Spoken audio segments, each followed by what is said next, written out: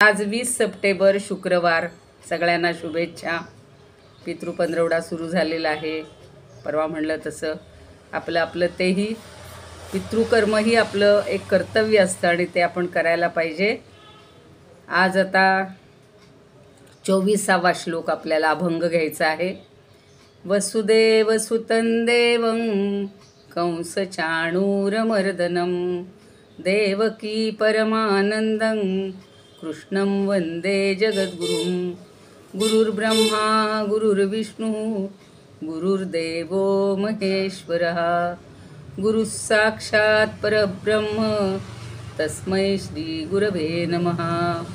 अलंकापुरी पुण्यभूमी पवित्र तिथे नांदतो ज्ञान राजा सुपात्र. तया आठविता महापुण्यराशी नमस्कार साष्टांग श्री ज्ञानेश्वरासी. ज्ञानेश्वर महाराज की जय. गोपाळ कृष्ण भगवान की जय.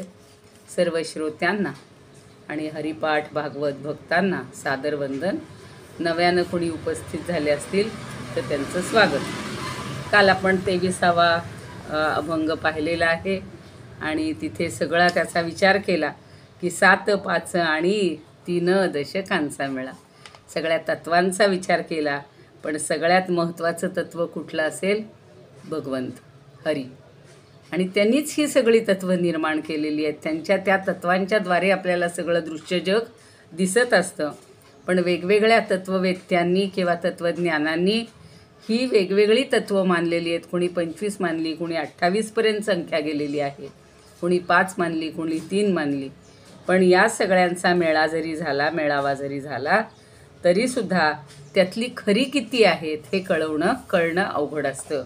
आणि ती खरी नाहीच आहेत, कारण ती भगवंतांपासून निर्माण झालेली आहेत, परब्रह्मापासून निर्माण केलेली आहेत. आणि त्यामुळे ती जी वस्तू निर्माण होते ती नाश पावणारी असते. आता बघा, आपण सुद्धा घर छान करतो. आता परवा मला अगदी सांगायचं होतं. आता काल एक आमच्या शेजारी आले होते. पुण्यात तर काय, आता लाखांची गोष्टच नाही, आता कोटींची गोष्ट आपण कल्पनासुद्धा करू शकत नाही. पण 1.25 कोटीचं 1 कोटी 30 लाखांचं घर घेणारे लोक आज आहेत. पण तेवढं जरी घेतलं तरी ते चिरंतन राहणार आहे का? हो, नाही. मात्र आपल्याला उत्तराखंडमधला केदारेश्वराचं मंदिर पहा. एवढा मोठा प्रलय झालेला होता, पण मंदिर अजून जसंच्या तसं उभं आहे. जे भगवंताचं जिथं वास्तव्य आहे, भगवंत जिथे आहे, ती गोष्ट चिरंतन आहे, बाकी सगळ्या नाशवंत आहे. मग आता आपण काय फक्त नेमधर्म करायचा आहे? आपल्याला जपाचा नेम करायचा आहे, नामाचा नेम करायचा आहे आणि हरिनामग्रहण हाच नेम आपल्याला करायचा आहे, असं या 24व्या अभंगात भगवंत सांगतात.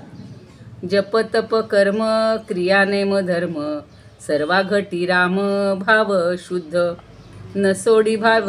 न सोडी रे भावो टाकी न संदेहो रामकृष्णी टाहो नित्य फोडी. जाती वित्त गोत कुळशिळ मात भजका त्वरित भावयुक्त. ज्ञानदेवा ध्यानी रामकृष्ण मनी वैकुंठ भुवनी घर केले.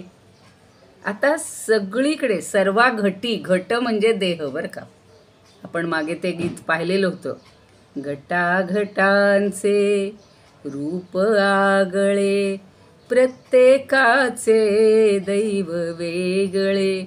इथं घट म्हणजे मातीचा घट घ्यायचा नाही आहे, पण आपल्याला घट हे देहाचं प्रतीक असतं. आणि म्हणून तर बघा, पितृपंधरवडा आहे. कुणाच्याही मृत्यूनंतर तो घट जो नेला जातो त्याच्यामधनं अग्नी वगैरे तर तो नंतर फोडला जातो. म्हणजे आता तो घट, तो देह संपला, असं ते प्रतीक असतं. तसं हा राम मात्र सर्वा घटी राम भावशुद्ध. पण सगळ्या ह्या देहांमध्ये, सगळ्या घटांमध्ये राम मात्र शुद्ध, राम मात्र भरून राहिलेला आहे. आणि असा भाव उत्पन्न होण्यासाठी, हा शुद्ध भाव उत्पन्न होण्यासाठी माणूस काय काय करतो? जप तप कर्म क्रिया नेम धर्म. किती प्रकारचे जप करतात. ओम नमः शिवाय करतील, रामनामाचा जप करतील, हरिकृष्ण रामकृष्ण हरी करतील. ज्याला जो जप जमेल तो करेल. आणि तप 12-12 वर्ष पुरश्चरणाची साधना केलेली आहे, स्वतः समर्थांनी केलेली आहे. भगीरथांनी एका पायावर उभं राहून, सीतामाईंनी असंच उभं राहून तप केलेलं आहे. पार्वतीनं तर किती 64 वर्ष पिकली पानं खाऊन राहिलेली आहे. ही सगळी तपश्चर्या आणि कर्म. आपण जी काही सगळी कर्म करतो, जेवढी कर्म करतो ती सगळी. आणि पुढं म्हणलेलं आहे, क्रिया नेम धर्म, आणि वेगवेगळ्या क्रिया करतो भगवंतासाठी, भगवंत प्राप्तीसाठी, मोक्षासाठी, आणि वेगवेगळे नेमही करतो. आता बघा, पारिजातकाची 1,00,000 फुलं व्हायची, रोज वाहतात, किंवा रोज 25,000 30,000 करत लाखाचा नेम करतात.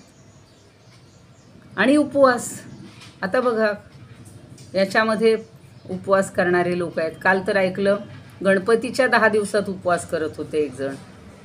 म्हणजे आपल्याला माहिती नाही, नवरात्रात 9 दिवस आपण करतोच, तर हे सगळे उपवास, कुणाचा सोमवार असतो, कुणाचा मंगळवार असतो, कुणाचा बुधवार असतो, गुरुवार, शुक्रवार, शनिवार, रविवार, सगळ्या वारांपैकी आमच्या जाऊबाई तर आठवड्यातले 5 वार करायचे, किंवा असेच. म्हणजे तुम्ही सुद्धा कोणी काय काय करत असेल.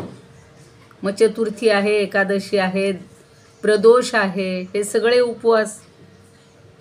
पण पुढं काय म्हणतात, रामकृष्णी टाहो नित्य फोडी.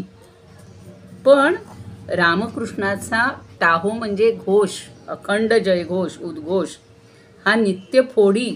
टाहो फोडणे म्हणतात म्हणून टाहो फोडी म्हटले, पण उद्घोष करणे म्हणतात, म्हणून आपण रामकृष्ण नावाचा जप अखंड उद्घोष करायला पाहिजे. अखंड करी म्हणजे कर. रामकृष्णी टाहो नित्य फोडी. आणि पुढं म्हणतात, जाती वित्त गोत कुळशिळ मात. आता जाती म्हणजे जात, वित्त म्हणजे धन, गोत म्हणजे गोत्र. आपण म्हणतो ना गोत, त्याचं जाती गोत सगळं पाहायला पाहिजे, तर गोत म्हणजे गोत्र. आणि कुळशिळ, कुळही पाहायला पाहिजे, आणि त्याचं शील म्हणजे आचरणही पाहायला पाहिजे. पण या सगळ्या गोष्टीला कुळशिळ मात मजका त्वरित भावयुक्त. पण या सगळ्या गोष्टींना मात केली म्हणजे त्याची काही किंमतच नाही आहे. आवश्यकता कशाची आहे, भजका त्वरित भावयुक्त. तू भावयुक्त भजन कर, त्याची आवश्यकता आहे. तुम्ही नेम करा, नका करू, व्रत करा, ते आता जी सगळी यादी सांगितली त्यापैकी काहीही नाही केलं आणि फक्त भावयुक्त भजन केलं, एकदा जरी त्याला खऱ्या अंतर्मनानं तळमळीनं एकदा बोलवलं तरीसुद्धा तो भगवंत धावत येतो. पण तेवढी तीव्रता आपल्याजवळ पाहिजे, तेवढा भाव आपल्याजवळ पाहिजे.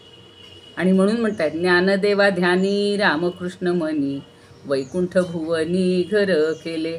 कालसुद्धा असंच सांगितलेलं होतं की ज्ञानदेव महाराज म्हणतात की माझ्या ध्यानी मनी सतत रामकृष्णच आहे, आणि त्यामुळं माझं नित्य वास्तव्य हे वैकुंठ भुवनातच आहे. आता गुरूंनी सांगितलं तसं, गुरूंनी सांगितलेला मंत्राचा जप करणं, किंवा देह कष्टवून शीतोष्णादी सहन करणं, तप करणं, नित्यनैमित्तिक पूजा करणं, व्रतवैकल्य करणं, हे सगळं उपवासादी नेम करणं, ही सगळी साधनं ही चित्तातील वासना नाहीशा होऊन चित्तशुद्धी करण्यासाठी असतात. चित्तस्य शुद्धये कर्म न तु वस्तू उपलब्धये. कर्म ही चित्ताच्या शुद्धीसाठी केली जातात, आत्मज्ञानासाठी नव्हे. वस्तू म्हणजे काल मी सांगितलं होतं की वस्तू म्हणजे आत्मतत्व, आणि त्याच्यासाठी ही काही कर्म केली जात नाहीत. त्याच्यासाठी फक्त आपल्याला परमात्म्याचं चिंतन, सतत भाव हा आपल्या मुखामध्ये पाहिजे. आणि म्हणून भागवतात सुद्धा श्रीकृष्णांनी उद्धवाला सांगितलं होतं की सर्व भूतांमध्ये मन, वाणी, शरीर यांनी होणाऱ्या कर्मांनी जो मदभाव आहे तोच सर्व साधनांमधला श्रेष्ठ उपाय आहे. तर सुदामाचे आपण काल पाहिलेलं होतं, आणि त्यामुळं हा 24वा श्लोक तसा जवळ झालेला होता की जसं आपण इतकी मनापासून सेवा करतो की द्वारकेतील कृष्णपत्नी तेव्हा म्हणायला लागल्या होत्या की आम्ही एवढी सेवा करतो, मग यांना राधाच का आवडते. तेही उदाहरण सांगितलं की राधेच्या मस्तकाची धूळ ही तिनं भगवंताला लावायला दिलेली, कारण तिला भगवंताचं प्रेम इतकं होतं, आदर होता, श्रद्धा होती की बाकी कशाची तिनं गय केली नाही. लोक म्हणतात हो आपल्या पायाची धूळ कशी काय भगवंताला लावायची, म्हणजेच तुम्ही भगवंताला वेगळं लेखताय, आपल्याहून वेगळं मानताय. आणि म्हणून जातवित्त गोत कुळशीळ मात भजे का त्वरित भावना युक्त. तर सगळं जात धन कुळ वय रूप विद्या इत्यादींचा अभिमान हा सगळा बाधक आहे, त्याच्यावर मात करायला पाहिजे. आणि जोपर्यंत अभिमान आहे तोपर्यंत आपल्याला भगवंत प्रसन्न होणार नाही. म्हणून भगवंताजवळ म्हणजे आपल्याजवळ जो मी आहे ना तो आपण काढून टाकला पाहिजे. आणि मग त्वरित भावनेनं श्रद्धेनं भगवंताचं भजन कर असं ज्ञानदेवांनी आपल्याला सांगितलं. कारण हा जो मनुष्यदेह प्राप्त झालेला आहे तर तो कितीही भोग भोगले तरीसुद्धा आपली तृप्ती होणार नाही. आपण म्हणतो एवढं करू द्यात मग परमार्थ करू, तर तशी वेळ कधीही येणार नाही. भजे का त्वरित म्हणतायत, म्हणजे तू त्वरा करा. आता कधी कधी एकनाथांनी सांगितलं की परचक्र जर आलं असेल तर शूरवीर्याला त्याचा पाडाव केल्याशिवाय दुसरे चैन पडत नाही. तसं भज या धातूचा अर्थ सेवा असा पण आहे. आणि सेवा म्हणजे तरी काय, तर सेवा ते आवडी उच्चारावे नाम भेदाभेद काम सारू निया. तुकारामचं वचन आपण पाहिले. तुका म्हणे देवा चिंतन हे तुझी सेवा, तुझं चिंतन. समर्थसुद्धा तेच म्हणतात, हरी चिंतनी अन्न सेवित जावे. सतत हरीचं आणि याचं चिंतन करायचं आहे. म्हणजे मग हे सगळं आपण केलं, सतत ध्यान भगवंताचंच लावलं आणि हरिभक्ताला सगळ्या अवस्थात हरीच दिसायला लागला, अशी अवस्था झाली की मग ध्यानी मनी रामकृष्ण. जसं लोभ्याला फक्त रात्रंदिवस पैसाच दिसतो, तसं हा जो हरिभक्त आहे त्यानं वैकुंठ भुवनी घर केले. त्यानं नामस्मरण तत्पर असा जो आहे त्याला कुठलं आपल्या देहामध्येच आपल्या देहातच वैकुंठ त्याच्या वास्तव्य करतं असं काल पाहिलेलं आहे. आता 25वा थोडासा सुरू करूया आणि उद्या 25व्याचं जास्त विवेचन करू. जाणीव नेणीव भगवंती नाही, हरी उच्चारणी पाही मोक्ष सदा. नारायण हरी उच्चार नामाचा, तेथे कळी काळा सारी घ नाही. तेथील प्रमाण नेणवे वेदांसी, ते जीवजंतुसी केवी कळे. ज्ञानदेवा फळ नारायणा पाठ, नारायण पाठ सर्वत्र वैकुंठ केले असे. काल म्हटलंय की ते माझं देह म्हणजेच वैकुंठ, म्हणून वैकुंठ भुवनी घर केले.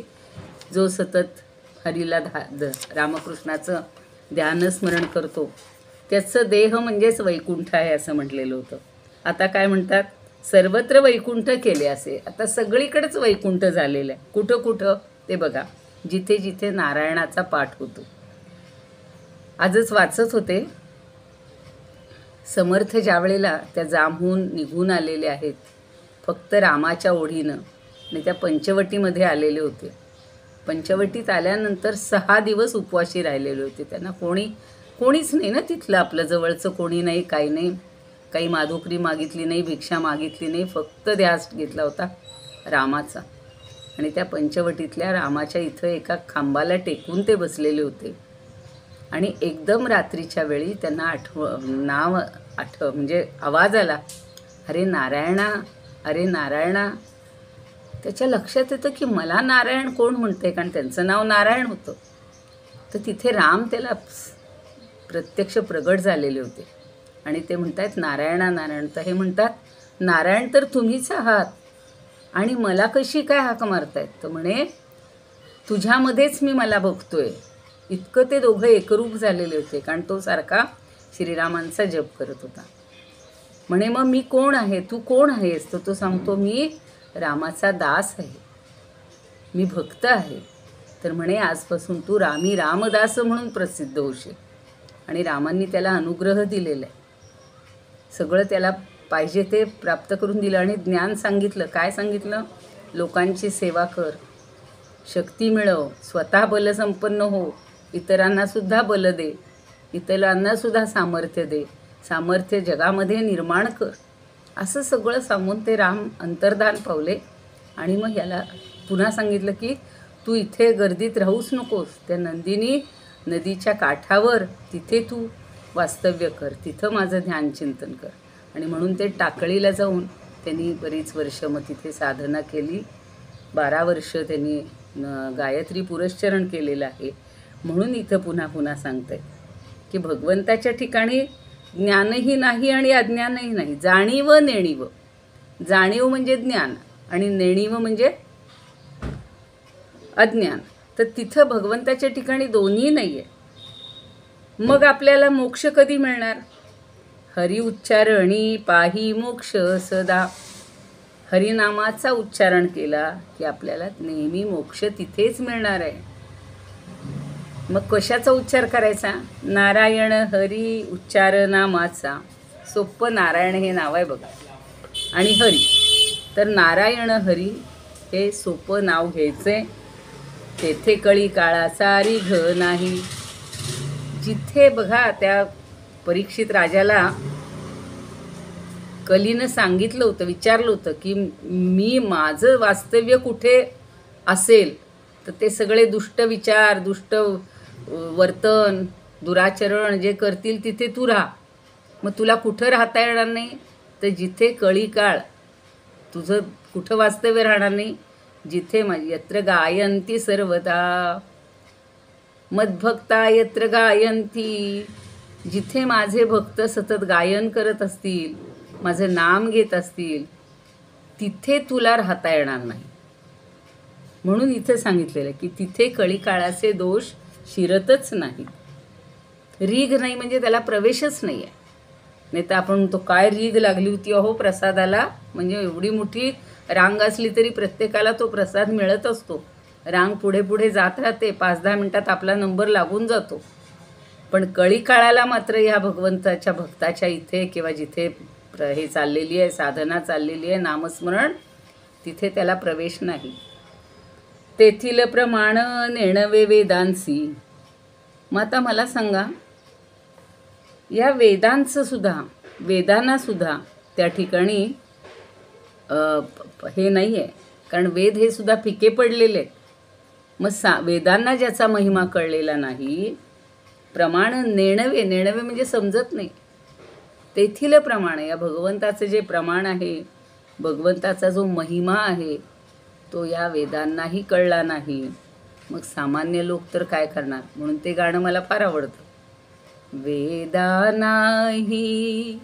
नाही कळला अंत पार ज्याचा, कानडा राजा पंढरीचा, कानडा राजा पंढरीचा.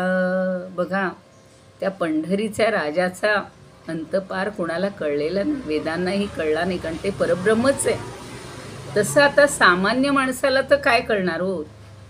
जिथे वेद फिके पडले, सगळी शास्त्र फिकाई पडली, पुराणांनी माघार घेतली, वर्णनं करून करून सगळी थकली, तर तुमच्या आमच्या सामान्य माणसाचं तर काय तिथे पाड? त्याला तर काय कळणार? म्हणून ज्ञानदेव काय म्हणतात?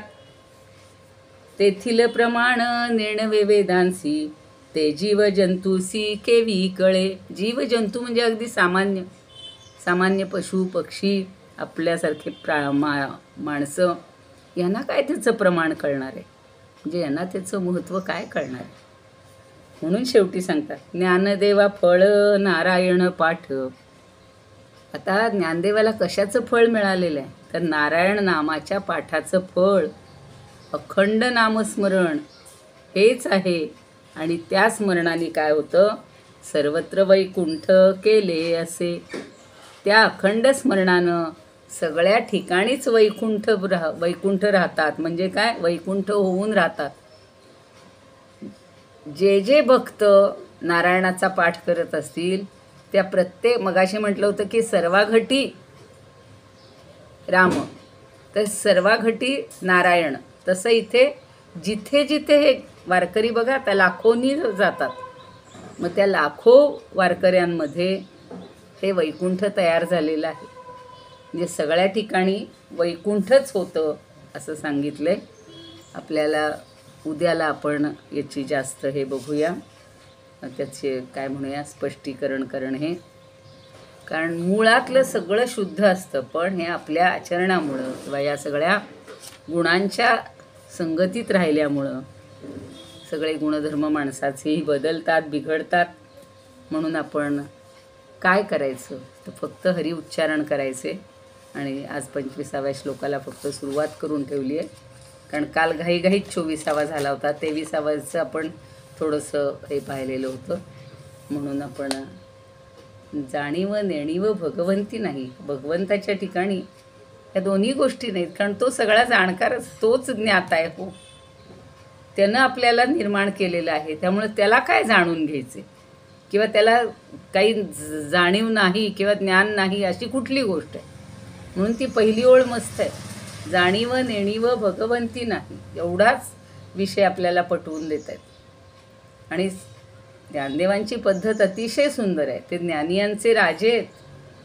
स्वतः आपण म्हणतो ना आरतीमध्ये पांडुरंगाच्या रूपात ते, म्हणजे ज्ञानियांच्या रूपात ते पांडुरंगच आलेले आहेत.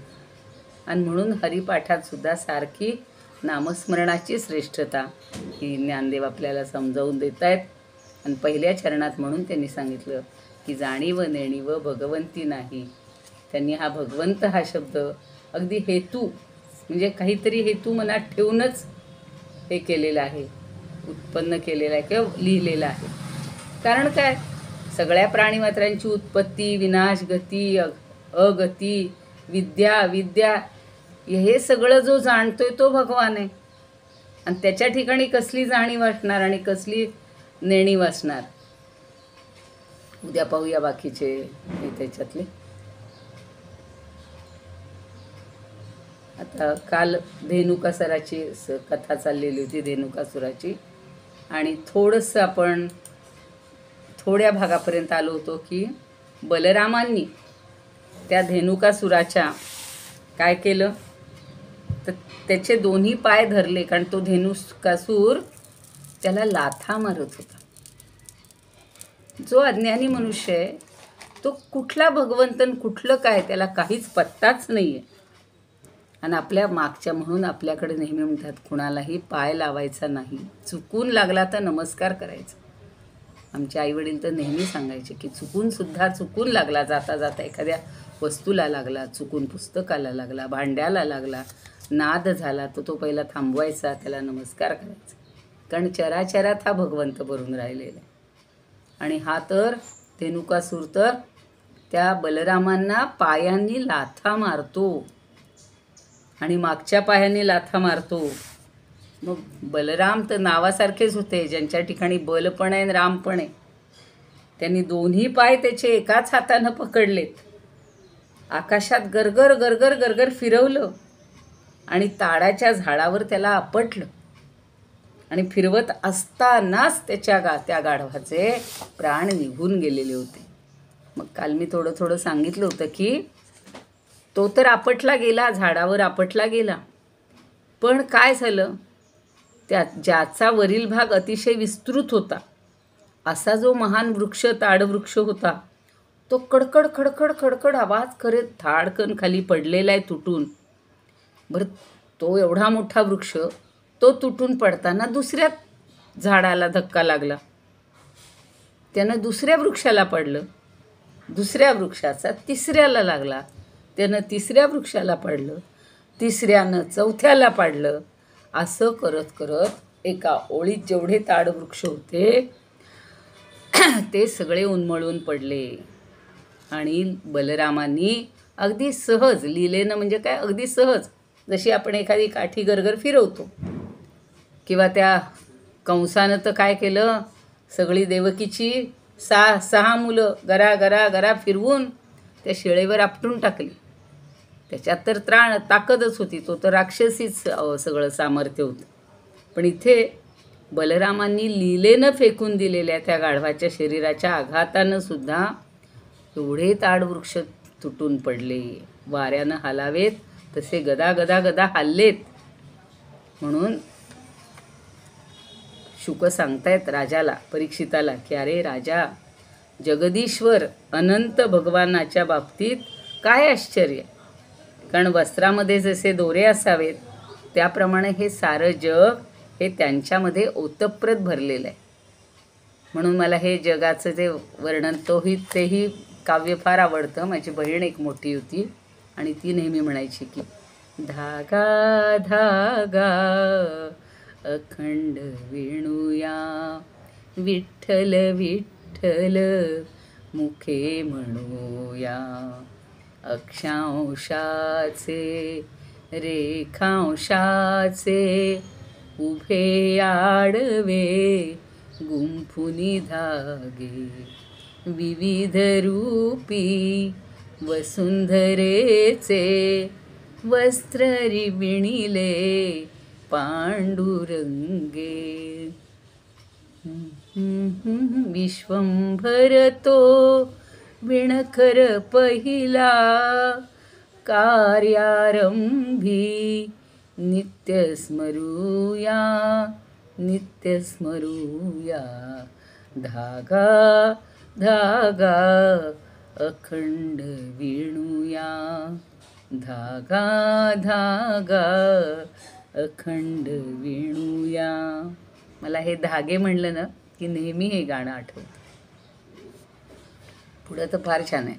करचरणाच्या मागावरती उभे आडवे. ठीक आहे. तर आता वस्त्रामध्ये जसे दोरे असावेत तसं सारं जग ज्यांच्यामध्ये ओतप्रोत भरलेलं आहे असा हा विश्वंभर आहे. आणि त्यावेळेला धेनुकासुराचे सगळे बांधव, सगळे गाढव आपला नातलग मारला गेला पाहून क्रोधाविष्ट झालेले आणि रामकृष्णावर आवेशानं तुटून पडले. पण त्यांच्यापैकी जे जे कोणी जवळ आले त्यांना बलराम आणि श्रीकृष्णांनी फटाफट अगदी सहजगत्या त्यांचे मागचे पाय पकडून तालवृक्षावर आपटलेलं आहे. मग सगळीकडे ताडाची फळं तुटून पडली, सगळे वृक्ष आणि त्या दैत्यांची प्रेतं, म्हणजे दैत्यांची प्रेतं यांनी सगळी जमीन आच्छादली गेली. एक तर सगळी झाडं पडली आणि उरले सोरले ते दैत्य. त्यामुळं ढगाळ सगळं आकाश, ढगांमुळं आकाश जसं झाकळून जातं तशी अवस्था तिथे सगळी झालेली. आणि त्यांचा पराक्रम पाहून देव फार खुश झालेत, आनंदित झालेले आहेत. देवांनी त्यांच्यावर फुलांचा वर्षाव केला आणि वाद्य वाजवून स्तुती करायला लागले. ज्या दिवशी हा धेनुकासूर मारला गेला त्या दिवसापासून लोक सगळे आता निर्भय झाले. वनातील म्हणजे ते गोप सगळे म्हणतात ना, आम्हाला ताडफळं खायला मिळत नाहीत, हे नाही, तर ते सगळं त्यांना खायला मिळायला लागलं. आणि सगळी जनावरंसुद्धा स्वच्छंदपणे चरायला लागली. कारण सगळे ते धेनुकासूर जे एवढे होते गाढवाच्या रूपातले, त्या सगळ्यांना या दोघांनी मारून टाकलेले.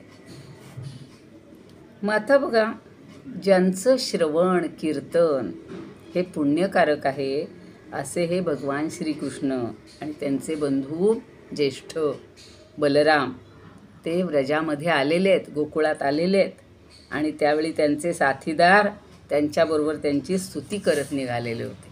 जसं बघा, कोणी काही केलं की महाराज की जय, शिवाजी महाराज की जय जसं म्हणतो आपण, तसे या श्रीकृष्ण आणि बलरामांचा जय जयकार करत हे सगळी बालगोपाळ निघालेले आहेत. आता बघा, श्रीकृष्णाचं वर्णनच किंवा रूपच इतकं मोहक आहे, त्याचं सारखं वर्णन ह्या भागवतकारांनी म्हणजे व्यासांनी केलेलं आहे. ते काय सांगतात की श्रीकृष्णाचे जे कुरळे केस होते त्या केसांवर सुद्धा गायींच्या खुरांनी उडवलेली धूळ पसरली होती. मस्तकावर मोरपंखाचा मुकुट होता आणि केसांमध्ये जंगली रानफुलं घातली होती. आणि त्यामुळं तो दिसायला इतका आकर्षक होता.